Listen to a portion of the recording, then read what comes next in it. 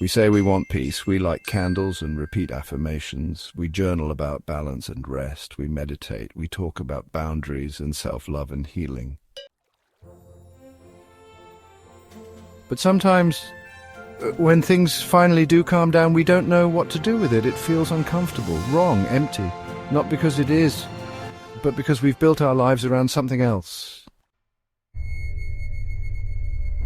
For so many of us, chaos isn't the exception, it's the default, it's the backdrop we grew up in, the rhythm we learned to dance to, the emotional noise we internalized as normal.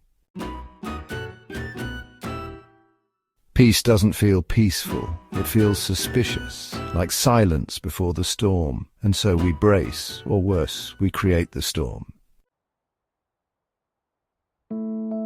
Not on purpose, but automatically, because our system, our body, our wiring only recognizes chaos as real. Stillness feels foreign, unsettling, like something is missing. But it's not that something is missing, it's that someone is missing. The version of you that had to manage the storm. When things get quiet, the fixer has no one to fix. The pleaser has no one to perform for. The survivor has no threat to outrun. And that feels like identity death, so we go back. Not because we want to, but because it's what we know. Let's be honest, some of us don't just fear peace. We fear what peace might ask of us, because if nothing is wrong, you can't hide behind your pain. You can't blame the dysfunction. You can't anchor your identity to the latest crisis. Peace strips away the excuses, the drama, the roles, the stories, and that kind of nakedness, terrifying. There's a strange comfort in chaos, a purpose it gives you. You get to be the strong one, the one who's holding it all together, the one who pushes through. It may be painful, but at least you know who you are. Take the chaos away. Now what? You might have to meet yourself, not the version you show others, not the one built out of coping and grit and endless overfunctioning, but the you underneath it all.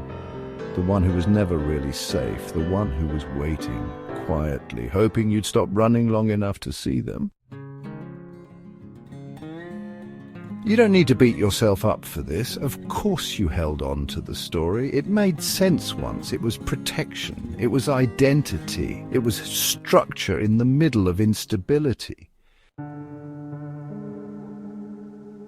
But you're not there anymore. The chaos you're attached to, it's a memory, a habit, a ghost. And here's the wild thing. When peace does finally start to settle in, when the calm feels real, that's when the mind gets louder. It'll say, this is fake, this won't last, don't trust this, go back to what you know, because the ego is built to survive chaos, not to rest in presence. So even healing can feel like a threat to your identity. But you are not the chaos, you are not the coping, you are not the narrative that says, I'm only worthy if I'm useful, if I'm fixing, if I'm surviving. That was a role you played to get through, and it worked. It got you here. But now, you get to write a new story. One where peace doesn't mean vulnerability. One where rest isn't earned through suffering. One where love doesn't have to hurt to feel real. So how do you let go of chaos? Not by forcing it, not by pretending everything's fine, but by slowing down when your body tells you to speed up, by staying when your instincts tell you to run, by noticing when your mind tries to recreate drama just so it can feel like something is happening. You breathe, you observe, you ground, you name what's old, you welcome what's new. You remind yourself just because chaos feels like home doesn't mean it's where you belong. You were not born for constant turbulence. You were not made to live in fight or flight. You were made to rest, to love, to be loved, to feel safe without earning it. You don't have to be the strong one anymore. You don't have to hold the whole story together. Let it fall apart, let it unravel. Let the version of you that only knew chaos take a break. Peace isn't the end of your story, it's the beginning of your truth.